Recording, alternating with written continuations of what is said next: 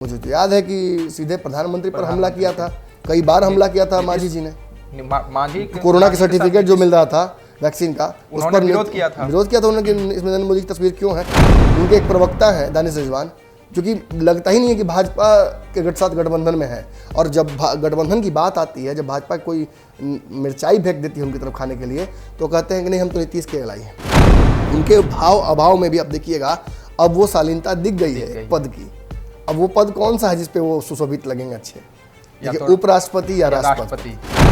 यही योगी आदित्यनाथ और यही नरेंद्र मोदी को नीतीश कुमार ने, याद होगा आपको डीएनए वाला पूरा प्रकरण, कैसे नीतीश कुमार पर हमला किया और उस हमले को उन्होंने कितना बहुत बड़ा इशू बना दिया था। आज नीतीश कुमार को कोई अगर थप्पड़ मार के चला जा रहा है। नीतीश कुमार चाह कर भी आरसीपी सिंह से रिश्ता क्यों नहीं खराब करते हैं? वो जानते हैं कि आरसीपी की भी आवश्यकता पड़ सकती है। आखिर उस लौकिक समीकरण में तो वही फिट बैठते हैं। भाजपा को अगर बिहार चाहिए, भाजपा को सीएम मिल जाएगा। भाजपा को अगर बिहार चाहिए तो भाजपा को एक बड़ी कुर्बानी देनी पड़ेगी। नीतीश कुमार को एक बड़ा पद देना पड़ेगा।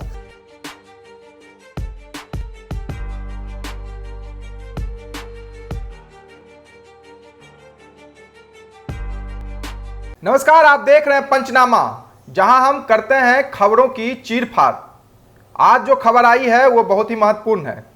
बिहार में मुकेश सहनी के साथ जो हुआ है वो आपको पता ही होगा। अभी जो है भाजपा की जो रणनीति है उस पर भी हम बात करेंगे। भाजपा जो है, हमारे संपादक ने आपको बताया था कि उत्तर प्रदेश में भाजपा अगर जो चुनाव जीत जाती है तो भाजपा जो है निरंकुश हो जाएगी, फिर वो क्षेत्रीय दलों का सर्वनाश करने निकल पड़ेगी। और आपने देखा होगा कि वीआईपी का जो जिस तरह से सर्वनाश भाजपा ने किया है वो आप लोगों को पता होगा। लेकिन ये सर्वनाश जो है यहीं नहीं रुकने वाला है, क्योंकि भाजपा का अगला नंबर भी कोई होगा। और इस पर ही हम चर्चा करने हमारे साथ जो है डॉक्टर साहब हैं, इस पर जो है अपना विस्तार रखेंगे, अपना मंथन करेंगे। तो डॉक्टर साहब जो है, भाजपा जो है चुनाव तो जीत गया, आपने बताया था खबरों के माध्यम से कि भाजपा जो है अगर जो उत्तर प्रदेश में चुनाव जीतती है जी, तो वो फिर निरंकुश होने के साथ जो है छोटे दलों को जो है वो अपना शिकार बनाएगी, और वैसा ही हुआ। ये तो तय था कि भाजपा अगर जीतती है तो उसे राष्ट्रपति चुनाव में भी बढ़त मिल जाएगी, फिर क्षेत्रीय दलों की बारी आएगी। ये तो भाजपा ने कह दिया था बहुत पहले ही कि क्षेत्रीय दल बहुत बड़े नुकसान का कारण बन रहे हैं। कांग्रेस से निपटना आसान हो गया है, क्षेत्रीय दल काम बिगाड़ दे रहे हैं। अब देखिए ना, झारखंड में बनी बनाई सरकार को पलट दिया, आज वहाँ एक क्षेत्रीय दल का शासन है। दिल्ली में देखिए क्षेत्रीय दल का शासन है। अब हालांकि आपको क्षेत्रीय दल नहीं कह सकते, क्योंकि पंजाब में भी है, पंजाब से ज़्यादा पंजाब में भी काम बिगाड़ा उसने। गोवा में भी एक गोवा में आप देखिए, गोवा का छोड़िए ना, आप देखिए महाराष्ट्र में एक क्षेत्रीय दल जो कि सहयोगी थी, उसने काम कैसे बिगाड़ रखा है। और यही अगर आप बंगाल में जाके देखते हैं तो वहाँ भी वही हाल है। तो क्षेत्रीय दल बहुत भारी पड़ रहे हैं, कांग्रेस को हराना आसान पड़ रहा है।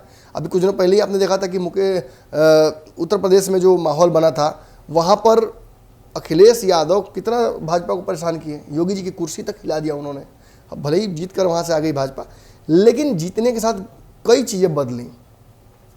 जो दावे अजय निषाद कर रहे थे मुकेश सहनी को लेकर कि बर्बाद कर देंगे, पार्टी के विधायक भगा देंगे, आपको मंत्री पद से हटा देंगे, एमएलसी से हट जाइएगा, ये सब कुछ तो अब सही हो गया। एक एक करके ये सारी चीज़ें तो सही कर दी गई। और भाजपा अपने हिसाब से अब बिहार में रणनीति लेकर उतरना चाहती है। आपको याद होगा, इस बार अगर कहीं बहुत बड़ी चूक हुई नीतीश कुमार से तो वो विधानसभा चुनाव में हुई थी। विधानसभा चुनाव में नीतीश कुमार को समझ में नहीं आया, भाजपा ने उनके साथ रहकर घात किया और चिराग पासवान के कंधे पर बंदूक रखकर भाजपा से खेल गए। आज आप देखिए, आज मुकेश सहनी को इस बात का कॉन्फिडेंस जरूर था कि नीतीश कुमार उनके साथ खड़े होंगे, मांझी उनके साथ खड़े होंगे, इसीलिए शायद वो इस्तीफा भी नहीं दे रहे थे। बार बार मुख्यमंत्री का नाम ले रहे थे कि मुख्यमंत्री खड़े होंगे। उत्तर प्रदेश में जब वो कह रहे थे कि भाजपा को हटाना है तो वो कहते थे नीतीश कुमार हमारे अच्छे नेता है, नीतीश कुमार के अंडर में हम काम कर रहे हैं। लेकिन नीतीश कुमार, मांझी, इन सब ने आखिर मुकेश सहनी को क्यों छोड़ दिया? देखिए, डूबते व्यक्ति के साथ कोई सटना नहीं चाहता है। सबसे बड़ा दिक्कत यही है। डूबते व्यक्ति के साथ सेंटिमेंट सबका होता है, बचाना हर कोई चाहता है, लेकिन उसे बचाने के लिए एक सर्टेन सेट ऑफ स्किल्स चाहिए जो मौजूदा राजनीति में किसी के पास है नहीं। भाजपा ही डुबाएगी और भाजपा ही बचाएगी। मैं भाजपा का महिमा मंडन नहीं कर रहा हूँ, लेकिन जिस स्थिति में भाजपा ने अपने आप को डाला है इस बार, 2015 में भाजपा कहाँ चली गई थी और आज भाजपा बिहार में सबसे बड़ी पार्टी बन गई। ये राजद के मुंह पर भी तमाचा है, ये नीतीश कुमार के मुंह पर भी तमाचा है, और मुकेश सहनी और मांझी जैसे लोगों के लिए तो ये नाजीर हो गई है। ये तो नाज़िर हो गया। हाँ, सवाल जरूर यहाँ से खड़ा होता है कि अब भाजपा आगे की रणनीति क्या करेगी।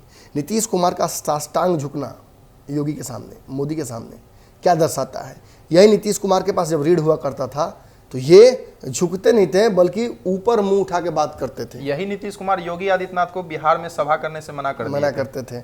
यही योगी आदित्यनाथ और यही नरेंद्र मोदी को नीतीश कुमार ने, याद होगा आपको डीएनए वाला पूरा प्रकरण, कैसे नीतीश कुमार पर हमला किया और उस हमले को उन्होंने कितना बहुत बड़ा इशू बना दिया था।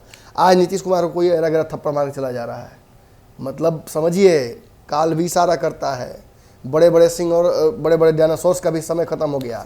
नीतीश कुमार का भी ये समय अब अंतराल की तरफ है, अब ये दिख रहा है। और नीतीश कुमार को अब चाहिए होगा सेफ, जो इतिहास रहा है इनकी पार्टी का, जरा जान लीजिए उस इतिहास को। इस पार्टी का इतिहास ये है कि जब तक शेर में ताकत है, जब तक शेर जंगल का राजा है, उसका कोई प्रतिद्वंदी नहीं है, तब तक तो वो खूब ताकत में रहता है। चाहे जॉर्ज फर्नांडिस रहे हों, चाहे उनके बाद वाले जो अभी पार्टी का विलय किए हैं, शरद यादव, बाद वाले तो शरद यादव जो विलय कर लिए, चाहे अब मैं तो मांझी भी कह सकता हूँ, मांझी जी को भी कुछ दिन के लिए नीतीश कुमार ने आगे बढ़ाया था, आरसीपी सिंह को बढ़ाया था। क्या हुआ सबका? नमलेवा अब कोई नहीं है इसी पार्टी में। और जान लीजिए नीतीश कुमार का भी अंत ऐसा ही होगा। जिस तरीके से इस पार्टी में भूमिहारों का दबदबा बढ़ रहा है और ललन सिंह का जिस तरीके से ताकत बढ़ी है, ये एक इशारा है। नीतीश कुमार चाह कर भी आरसीपी सिंह से रिश्ता क्यों नहीं खराब करते हैं? वो जानते हैं कि आरसीपी की भी आवश्यकता पड़ सकती है। आखिर उस लौकुश समीकरण में तो वही फिट बैठते हैं, और भाजपा से रिश्ता ठीक करने वाला कौन होगा? आरसीपी, वही आरसीपी। और आज ललन सिंह जिस तरीके से आरसीपी सिंह को बाहर करवाना चाहते हैं, या भाजपा और उनके रिश्ते के बीच में एक बहुत मैं कहूँगा कि दीवार खड़ी करने की कोशिश कर रहे थे, उसमें भी अब स्टॉपेज आएगा। उत्तर प्रदेश चुनाव के साथ साथ ये तय हो गया कि नीतीश कुमार की पार्टी बिहार के अलावा किसी भी राज्य में बहुत महत्वपूर्ण माने टक्कर नहीं दे पाएगी भाजपा को। ऐसी स्थिति में भाजपा ने भी कुछ साबित कर दिया कि उत्तर प्रदेश में वापस आ गए हैं, तो अब आगे भी आएंगे। और ये हिंदुत्व का एजेंडा एक दिन का नहीं है, ये चलेगा लंबा। कश्मीर फाइल्स हो या उत्तर प्रदेश चुनाव हो या जो भी आसपास हो रहा हो, यह एहसास कराता है कि डिस्पाइट ऑफ द फैक्ट कि चुनाव से पहले बुरखा वाला पूरा प्रकरण आया, बहुत सारी चीज़ें हुई, लफ्ज़ जिहाद को लेकर मामला बढ़ा था, ये सब कुछ बहुत बड़ा इशू और बहुत बड़ा मैं कहूँगा काट भाजपा का बनकर नहीं आया। इस देश में आज भी हिंदुओं की जनसंख्या सबसे ज़्यादा है, और सबसे बड़ा फैक्टर तो इस हिसाब से वही बनते हैं। हाँ, रीजनल डिवाइड जरूर क्रिएट किया जाता है, कहीं यादवों के नाम पर, कहीं लवकुश के नाम पर, कहीं ओबीसी के नाम पर, कहीं मछुआरों के नाम पर। लेकिन देखिए मैसेज तो क्लियर हो गया ना, उत्तर प्रदेश के मछुआरे किसके साथ है तो समझ में आ गया ना, उत्तर प्रदेश के यादव किसके साथ है समझ में आ गया ना। अब यही बिहार की बात है। बिहार में नीतीश कुमार लवकुश समीकरण को साधने चले थे, लेकिन कुछ तो कोरोना ने डैमेज कर दिया उनको, और कुछ आरसीपी सिंह जो चले गए भाजपा की तरफ, वो डैमेज कर गया उन्हें। अब उन्होंने तैयारी बहुत अच्छी कर रखी थी, सारा सजावट हो चुका था, उपेंद्र कुशवाहा की वापसी भी कराई गई थी, लेकिन ये खिचड़ी बन ही नहीं पाई। और वैसे उपेंद्र कुशवाहा खिचड़ी बनाने में मास्टर नहीं, बिगाड़ ही देते हैं काम। अब यहाँ से सवाल खड़ा होता है कि भाजपा जो इतनी प्रचंडता में आ गई है, उसका अगला टारगेट कौन है?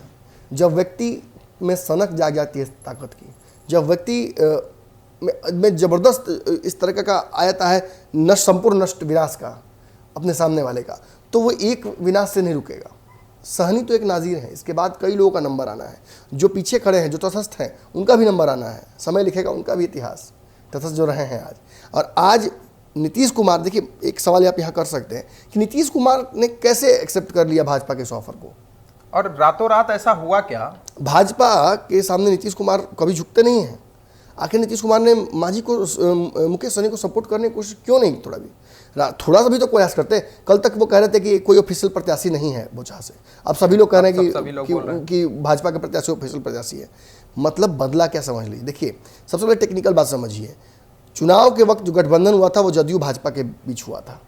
इसमें दो दल आए थे, जिसमें से एक मांझी जी आए थे जदयू की तरफ से, और मुकेश सहनी आए थे भाजपा की तरफ से। मुकेश सहनी को सीट देने से लेकर मंत्री बनाने तक, और एमएलसी से लेकर उनका विभाग तय करने तक, मंत्री तक, सब कुछ भाजपा ने तय किया था। नीतीश कुमार का इसमें कोई योगदान नहीं था। तो नीतीश कुमार आइडियली इसमें कुछ बोल भी नहीं सकते हैं। और जब भाजपा ये कहती है कि हम सबसे बड़ी पार्टी हैं बिहार की, और आपको भी सीएम हम ही ने बनाया है, और हम चाहते हैं कि मुकेश सहनी जिन्हें हमने बनाया था मंत्री, उन्हें आप बाहर कीजिए, तो नीतीश कुमार के लिए ये चेकमेट हो जाता है। नीतीश कुमार के लिए चेकमेट हो जाता है। नीतीश चाहते नहीं होंगे कि मुकेश सहनी को हटा दें, क्योंकि यही नीतीश कुमार कांग्रेस हो या जब महागठबंधन थी तो कांग्रेस को ढाल बनाते थे। आज मुकेश सहनी के लिए बहुत बड़ी ढाल थे भाजपा से लड़ने के लिए, माझी ढाल है। लेकिन वो ये भी जानते हैं कि अगर आज हम भाजपा की बात को नकारते हैं तो कागज़ पर हम कमज़ोर दिखेंगे, क्योंकि भाजपा ने सारे जो प्यादे हैं वो सही फिट कर रखे हैं। ना आपने मुकेश सहनी को बनाया था, ना आप मुकेश सहनी के प्रति जिम्मेवार हैं। तो सीधी बात है ना, जो व्यक्ति जो जिस पार्टी ने मुकेश सहनी को आगे किया था, अगर वो कहती है कि इसको वापस दीजिए तो वापस देना पड़ेगा आपको। गिव एंड टेक है, सिंपल। इसके अलावा और टेक्निकलिटी जान लीजिए। भाजपा नंबर 1 पार्टी हो चुकी है और यहाँ से भाजपा थोड़ा अगर अमित शाह का जोड़ घटाव करेगी और अगर आरसीपी सिंह के पास वो तुर्प का इक्का है जिसका बार बार चर्चा होता है बिहार में कि आरसीपी सिंह के पास जदयू के विधायकों की एक बड़ी संख्या कब्जे में है। अगर ऐसा है तो आप सोचिए क्या हो जाएगा रातों रात।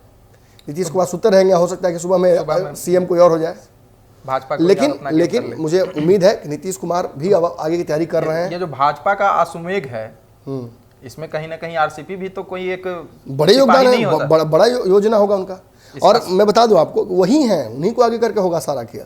नित्यानंद राय, ये जो उद्योग मंत्री हैं बिहार के शहनवाज हुसैन। इस अश्वमेघ में और कौन कौन सिपाही होंगे? एक तो आरसीपी सिंह हो गए। देखिए सीधी बात समझ लीजिए, नीतीश कुमार भी इसमें शामिल हो। मैं बता दूं आपको, एक आज से 2 साल पहले जदयू और भाजपा के विलय की तैयारी शुरू हो गई थी, आपको याद होगा। आरसीपी सिंह के माध्यम से ये होगा, ये तय हो चुका था।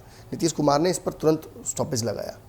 लेकिन आज नीतीश कुमार उस स्थिति में है कि वो बिहार के सीएम ज़्यादा दिन तक बने नहीं रह सकते हैं। एक तरफ तेजस्वी यादव से भी लड़ना है, दूसरी तरफ उन्हें अपनी कुर्सी बचाने के लिए बहुत सारे लोकल जो यहाँ के हाइपर लोकल समीकरण हैं उनको भी देखना है। लव कुछ सध नहीं रहा है। भाजपा के पास सबसे बड़ा वोट बैंक है, ओवैसी हैं, इसी में पप्पू यादव हैं, इसी में चिराग पासवान हैं, इसी में अब एक और पार्टी आ गई मुकेश सहनी की। तो ये सब इसी में हरास करेंगे वोटों का। और इतना गिंजन सह के नीतीश कुमार आगे की राजनीति खासतौर पे जब उनका उम्र हो चुका है वो नहीं करना चाहेंगे। उनके भाव अभाव में भी अब देखिएगा, अब वो शालीनता दिख गई है पद की।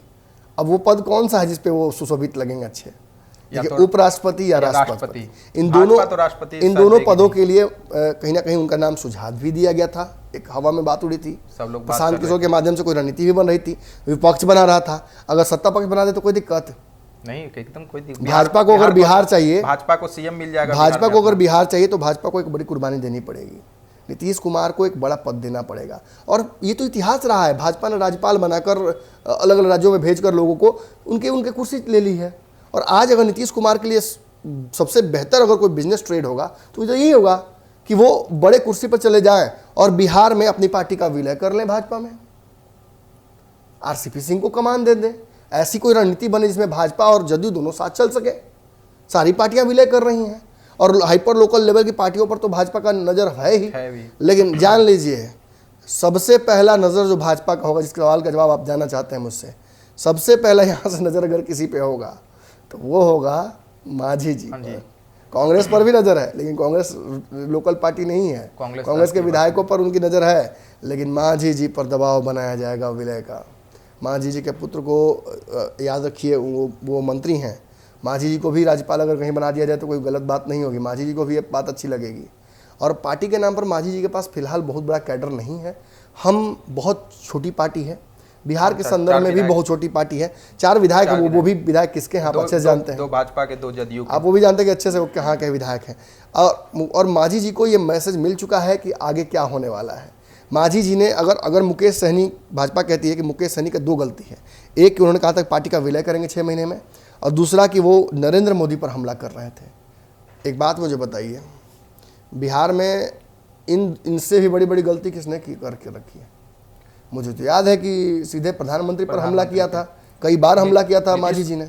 मांझी कोरोना का सर्टिफिकेट जो मिल रहा था वैक्सीन का, उस पर विरोध किया था उन्होंने कि इसमें नरेंद्र मोदी की तस्वीर क्यों है। कश्मीर फाइल्स का विरोध करते हैं, वो हर भाजपा के एजेंडे का विरोध करते हैं। उनके एक प्रवक्ता हैं दानिश रिजवान, जो कि लगता ही नहीं है कि भाजपा के साथ गठबंधन में है। और जब गठबंधन की बात आती है, जब भाजपा कोई मिर्चाई फेंक देती है उनकी तरफ खाने के लिए, तो कहते हैं कि नहीं हम तो नीतीश के अलाई हैं।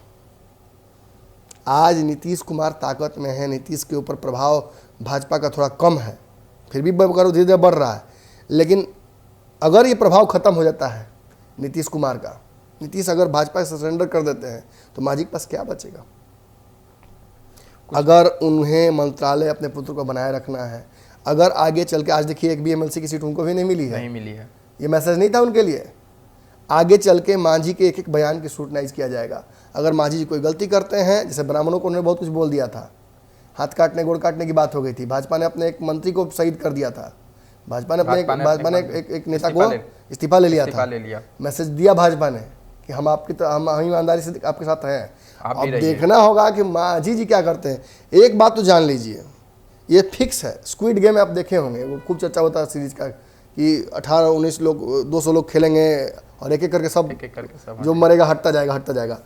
एक बात समझिए, 4 दल से का गेम था, एक आदमी हट गया तो अब एक और का नंबर आएगा ना, सीरीज बाई होता है, पहले बड़ा फिर बड़ा तो फिर अब बड़ा, और नंबर अगला आएगा ना किसी का।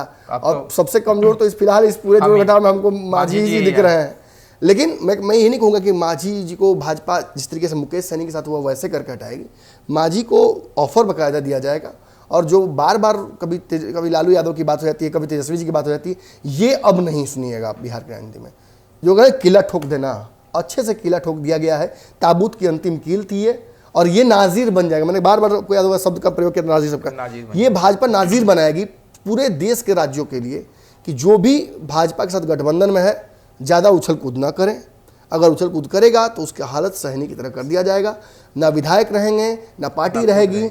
आप अगर बिना ताज और बिना कुर्सी के अगर राजा बनना चाहते हैं तो जय बनिए, मुकेश सहनी वाला हाल हो जाएगा। तो आप जो है देख रहे थे पंचनामा, और इसमें आप देख रहे थे कि किस तरह से भाजपा जो है अश्वमेध की तैयारी कर रही है पूरे देश में, जो है जिसकी शुरुआत जो है उत्तर प्रदेश चुनाव जीतने के बाद भाजपा ने जो है बिहार से कर दी है। और मुकेश सहनी का हाल जो है आपने देख लिया, उसके बाद किसका नंबर है ये भी आपने सुना। फिलहाल आप देखते हैं इनके बाद जो है भाजपा क्या क्या करती है, भाजपा की आगे की और रणनीति क्या होती है। ऐसे ही अगर जो कोई रणनीति भाजपा बनाती है तो हम आपको ऐसे ही पंचनामा के माध्यम से आपका विश्लेषण हम करते रहेंगे। तब तक के लिए देखते रहिए हमारे साथ पंचनामा।